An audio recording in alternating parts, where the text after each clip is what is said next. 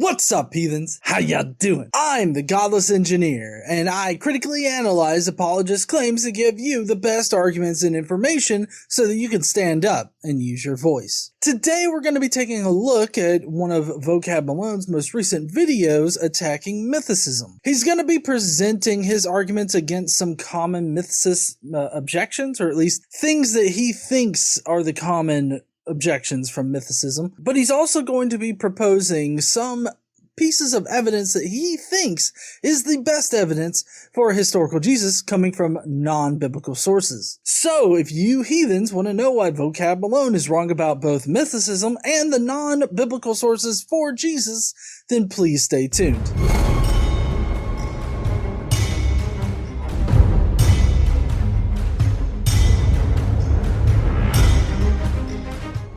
Alright heathens, so before we get into today's video, I do want to remind you about my CHRESTUS app. All the information that I'm going to cover today is contained in my CHRESTUS app. In fact, I use my CHRESTUS app in order to prepare for this video. So if you are at all interested in why the evidence for Jesus does not support his historicity, then please check out the CHRESTUS app. Alright vocab, let's see what you got for us. New Testament. Did Jesus exist? Oh yeah, by the way, I got Josephus to voice it because he just has a music background with a bunch of words that are just going by. That didn't really seem all that interesting to me, but it did bring up some points that are commonly spouted by historicity proponents. So I felt like it needed an appropriate voice, and I think I found it. A small minority of atheists have formed a movement within the last 200 years called Jesus mythicism, in which they make the claim that Jesus of Nazareth never existed. So this video will be going over A, answering objections, and B, evidence for the existence of Jesus. Let's jump right in. Okay, so in this video, he's going to be answering objections and then providing evidence for the historicity of Jesus. Good to know. Although I will say that Jesus mythicism didn't really become all that tenable of a position until Richard Carrier published his work on it, which is peer-reviewed, and then Raphael Lataster also published a peer-reviewed work that advocates for Jesus agnosticism rather than mythicism. So I would say that while mythicism has been around for a while, it has been mostly in the crank realm, but it's really only been since about 2014 since the position has really been tenable. Generally, the point in bringing up the history of mythicism is to perform some kind of genetic fallacy, meaning that, oh, this comes from crank ideas, so therefore it shouldn't be taken as serious, when that just neglects what has been recently done in the field. Objection 1. Paul thought Jesus was a celestial being. This is demonstrably false. In Galatians 4:4, Paul says Jesus was sent by God, born under a woman, born under the law.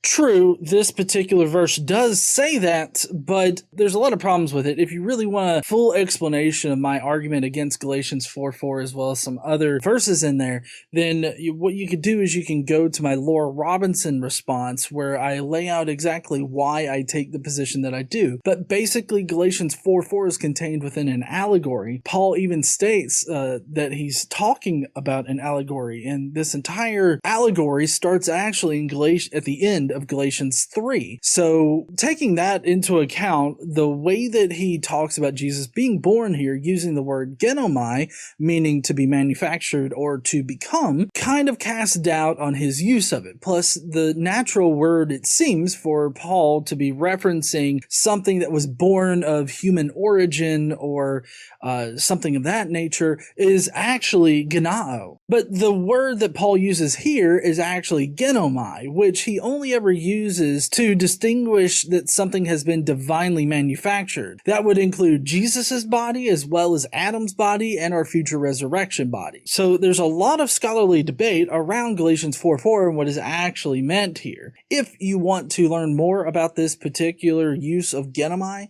I highly suggest you check out that video. Also, in Romans 1:3, Paul says that Jesus was a descendant of David according to the flesh. Wrong too, though.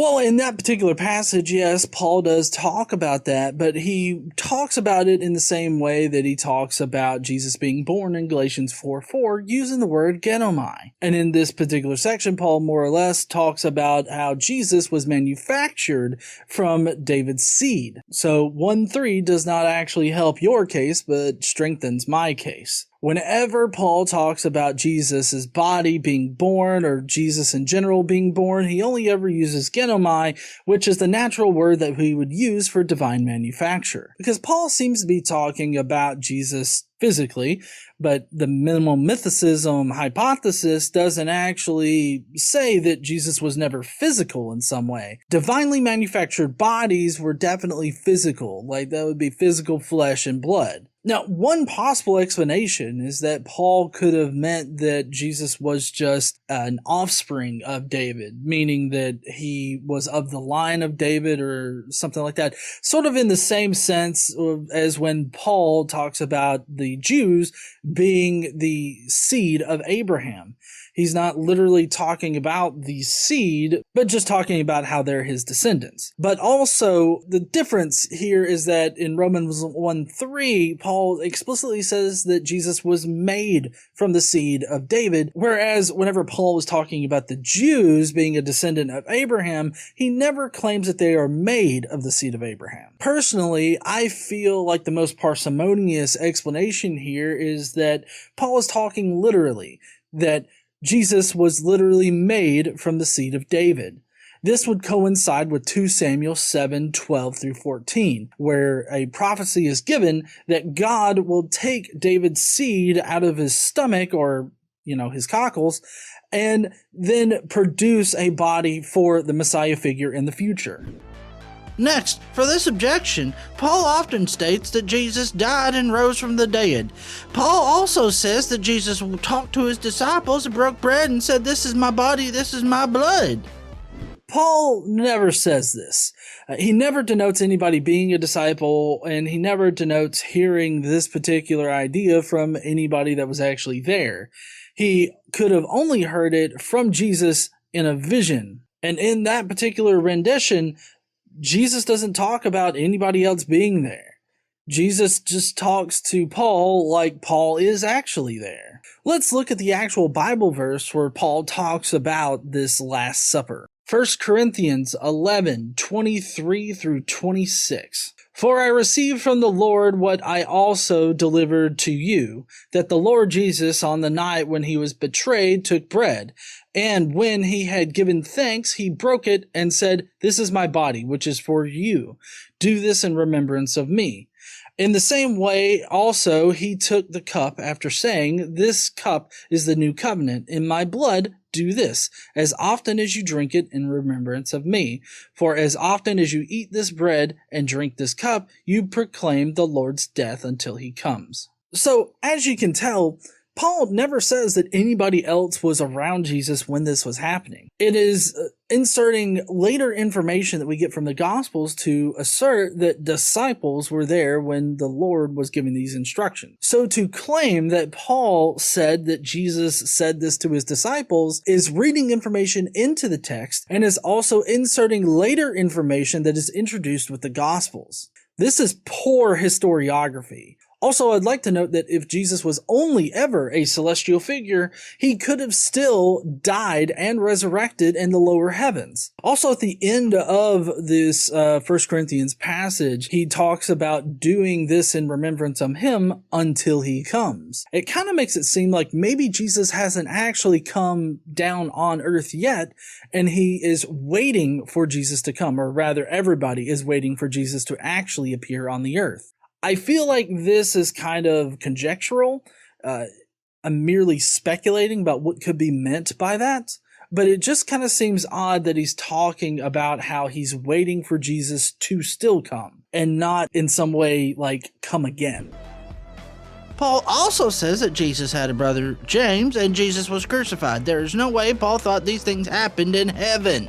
I would say that there's literally no way for you to know what Paul actually meant, whether he considered them to be things that happened in heaven or if they were things happening on earth. It seems like a claim that needs fucking citations. As far as the brother of the Lord, James, if you want to go back and look at my response to Laura Robinson, as well as some other videos that I've done on this particular subject, the word used there for brother is highly ambiguous, and it could either mean a blood relative or a fictive kinship. Since this is being used in the context of, Christians and other brotherly Christians, it really muddies what could be meant here by brother of the Lord. Now, the Lord is a cultic title that could only be attained after Jesus died and resurrected. So to say that James was the brother of the Lord could very well and most probably mean that he was just a regular Christian. The word used here to distinguish between Cephas and James is the word apostle. Brothers of the Lord would include all baptized Christians. Apostles were only a subset of Christians that were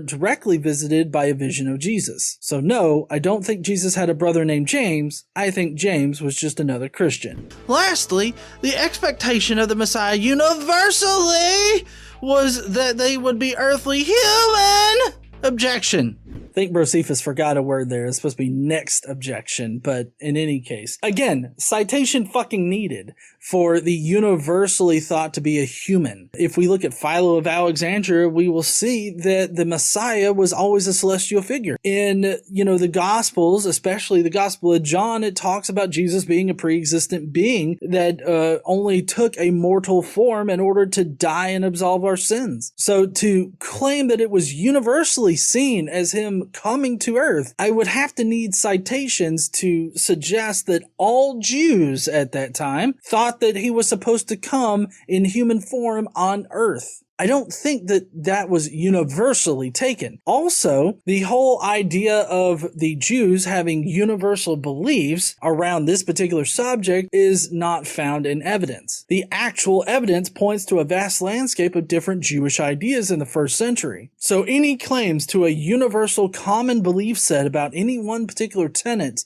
of Christianity or Judaism is simply false. Objection 2. No one mentions Jesus for decades. To start off, this is an argument from silence, which is fallacious. Well, luckily, this objection really isn't all that big of a deal for, the minimal mythicism hypothesis, the only peer-reviewed hypothesis. We don't really have a problem with the amount of time that elapses between Jesus's supposed lifetime and when the first things were written about him. The first things that were written about him come from Paul, which was written in the 50s. He's the first inclination that we get that Jesus even existed either celestially or here on earth. And then we have the Gospels, which were written in the 70s, and those would actually be really good sources for Jesus's lifetime if they actually cited any kind of historical sources. They don't. I mean, they cite scripture, but that doesn't really get you to any kind of historical source or historical sense. They actually cut themselves off, much like Paul does, from any historical sourcing. Paul explicitly says in Galatians 1 that he did not get his information from any man on earth, but only from visions of Jesus and the scriptures. That should really be the objection that he handles here. It's not the amount of time that elapses, but the fact that there's no historical sourcing whatsoever in either Paul or the Gospels. Just to give you a comparable instance with another historical figure that I regularly like to bring up that is also contained in my CHRESTUS app is Alexander the Great. The best biographical information that we have about Alexander the Great wasn't written until 500 years after he died. This was written by Arian. But you see, the big difference between Arian and the Gospels and Paul is that Arian actually includes what sources he used in order to inform his biography, namely 2 of Alexander the Great's generals. But we also have several other pieces of physical evidence that Alexander the Great actually existed. We also have other textual evidence that he existed as well. So to claim that the problem that we have with the historical documents about Jesus is that they were written long after Jesus supposedly died is simply a straw man. We obviously have no problem with the amount of time that elapsed. Our real issue is with the historical sourcing of the Gospels and Paul, which seems to be non-existent. Next, this should definitely be expected. Jesus was a crucified peasant who had other peasant followers. Who would care to write about him at all when 99% of his followers were illiterate and no one else cared? Also, Christians were persecuted and killed. And as many people are starting to bring up, it wasn't all that easy to get writing materials. Next objection. I can agree with this. Although the originators of the Christian sect, the original Jewish Christian sect, were not illiterate peasants. In fact, they were very literate and very knowledgeable rabbis. As voiced by Paul in the same Galatians 1 passage, he talks about being advanced in his Judaism beyond his peers. He was a very educated man, and those that wrote the Greek New Testament Gospels were also highly educated. We know this because of their use of the Greek language. So to say that the people that started Christianity or who were the first Christians were these ignorant peasants, I think is perpetuating an idea that has permeated this particular topic. Objection 3. Jesus was copied from pagan gods. I don't really have a lot of time here, so I'm just gonna link a bunch of shit in the description that totally supports me, so I'm not even gonna bother trying to describe it. Boom, motherfucker. I think Josephus took a little bit, a little artistic liberty with that particular caption. But in any case, I would agree that Jesus is not directly copied from pagan gods. But I feel like this is a fundamental misunderstanding of what syncretism is. Syncretism is the meshing of other pagan ideas that were around the area at the time and mixing them with Hellenistic ideas as well as with Judaism. So it's not that Jesus was copied from these other pagan gods. It's just that pagan gods and these certain characteristics were a trend at the time. And the Jews, they wanted their own particular version of these other gods. And so what they did was they took little pieces here and there and they made their own dying and rising God, Jesus. This is supported by the fact that in Jewish angelology, there was already a Messiah figure that was named Jesus. And we know this because of Philo of Alexandria. He gives some certain characteristics, which we then see Paul exactly describing the Jesus that he knows in the same way that Philo describes his particular archangel. We know that syncretism happened, and one of the ways that we know this is because of the virgin birth. Pagans were already used to their gods coming down and fucking anything that moved. That would include young virgin girls. And so in order to get the pagans to be more acceptable to Christianity, they invented a virgin birth. We know that they invented a virgin birth because Mark does not initially find anything miraculous about Jesus' birth. In fact, the most miraculous thing that happens to Jesus at the very beginning is when he's inhabited by this Messiah archangel when he is dunked in the Jordan by John the Baptist. That is where Jesus starts off in Mark, because Mark is more of a Docetist kind of gospel that has this archangel figure just inhabiting the body of Jesus and Jesus becoming a son of God and not being born a son of God. Also worthy of note is the Gospel of John has Jesus as a pre-existent being already, and then he was made flesh. So to answer this particular objection, this is kind of a straw man, as we don't say that Jesus was directly copied from pagan gods, but Jesus does embody a lot of different characteristics from various pagan gods around that area. A lot of the characteristics were trending at the time of these dying and rising God figures, so Jesus embodies those popular characteristics. Now, let's get to the evidence that Jesus existed. Oh, great! I'm so excited to be getting to the actual evidence that Jesus existed and not this straw-man-y kind of response to objections of mythicism. So let's see, what is your best evidence that Jesus existed? Jesus is abundantly attested in ancient New Christian and non-Christian sources, which were all written less than 100 years after he died. Very good! I will only get into the non-Christian sources today. Okay, awesome. That's great to hear. What non-Christian sources are you going to use? I'm very interested in these citations. 1. Marbar Serapion. This guy said this: what advantage did the Jews gain from executing their wise king, since Jesus was known as wise and also called King of the Jews? This is definitely in reference to him. As far as I can see, a lot of scholars do in fact think this is about Jesus. Okay. I'm going to need further citations on what scholars think that this is good evidence for Jesus, because from what I can tell, one of the prominent New Testament scholars that has done work in the field of extra biblical sources for Jesus, Robert Van Voorst, he actually doesn't consider this all that great a evidence for Jesus. In fact, Robert Van Voorst concludes that Marbar Serapion cannot actually be separated from the gospel knowledge, or rather Christians in the 2nd century, considering that is when it was most likely written. So I'm interested to hear exactly what scholars are you citing here that all believe that Marbar Serapion provides evidence for Jesus. Even in your particular quote here, it talks about how the Jews killed Jesus. Any outside observer that doesn't have any kind of information, at least ultimately stemming from the Gospels, would see that the Romans killed Jesus, because that's who actually executed Jesus. This blatantly shows us that he gets his knowledge ultimately from the Gospels. He most likely directly got his information from Christians that existed in the 2nd century. Everything that is communicated in Marbar Serapion concerning this King of the Jews, or their king, exactly correlates to what we would expect 2nd century Christians to communicate to people. I also have a more in-depth video about Marbar Serapion that you can check out right here on Godless Engineer.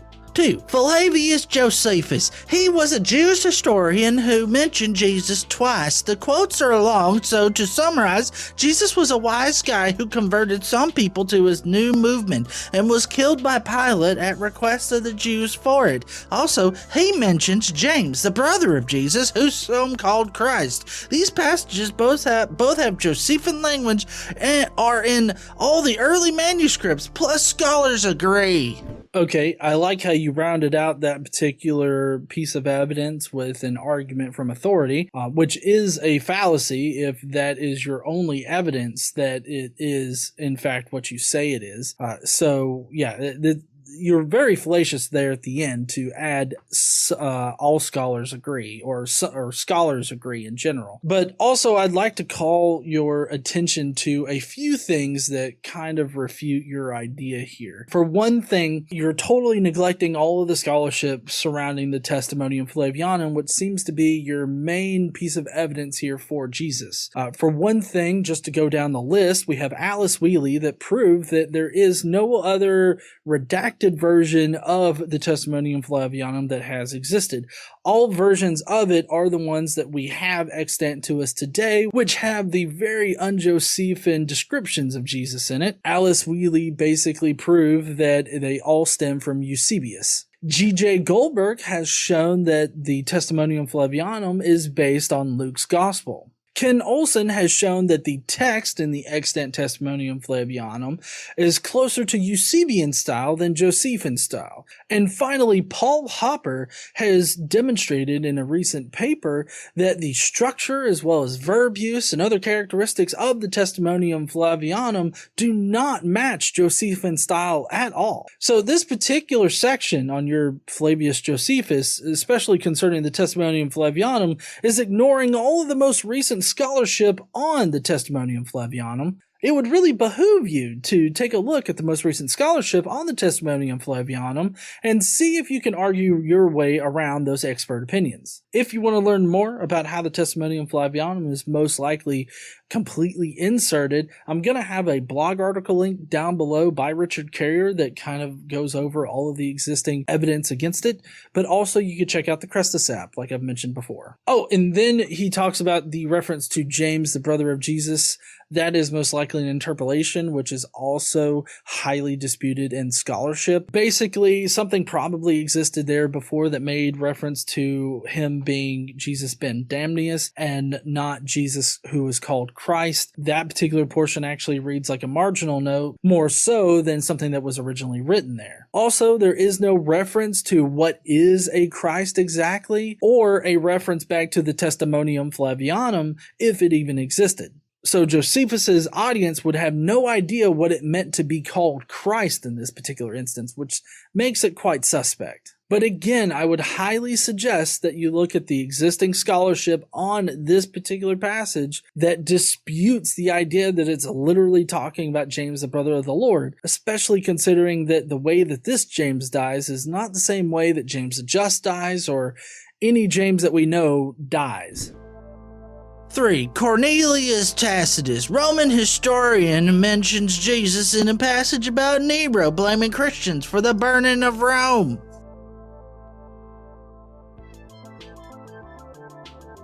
CHRESTUS, from whom the name had its origin, suffered the extreme penalty during the reign of Tiberius at the hands of one of our procurators, Pontius Pilate.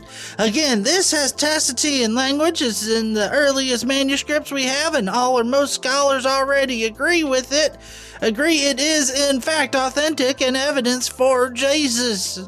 Alright, so even if this passage was originally written by Tacitus, that still only gets us to 64 CE. I mean, it really only proves that Christians were in Rome in 64 CE. This doesn't get us back to Jesus existing in history. There is a really good case that this is interpolated, specifically only the passage about Pilate being the one that killed Jesus. But regardless of that, this particular passage only ever references CHRESTUS, not Christus. It has been forensically shown by two different scholars that the Christus was actually changed into Christus, and it was originally Chrestus. Now, the big difference here is that Christus is an actual name, while Christ or Christus would be a title. So it would make sense for Tacitus to relay the actual name of the person that this was based on, which would be Chrestus in this situation. Suetonius gives us another reference to Christus in 54 CE, which seems to corroborate the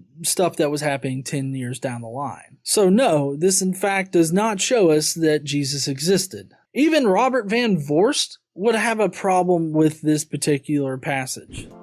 4. Pliny the Younger, he says in a letter, they were in the habit of meeting on a certain fixed day before it was light, and when they sang an alternate verses a hymn to Christ as to a God. This is 100% authentic and talking about Jesus, plus Pliny was hostile to Christianity. Boom, motherfucker.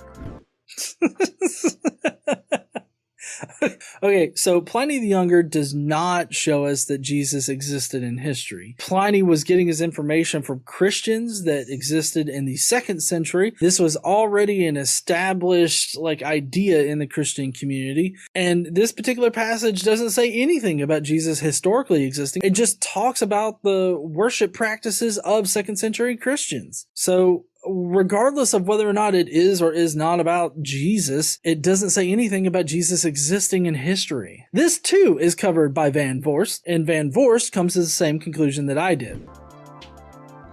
So there are 4 hostile references to Jesus within 100 years of his death. That is a goldmine for historians.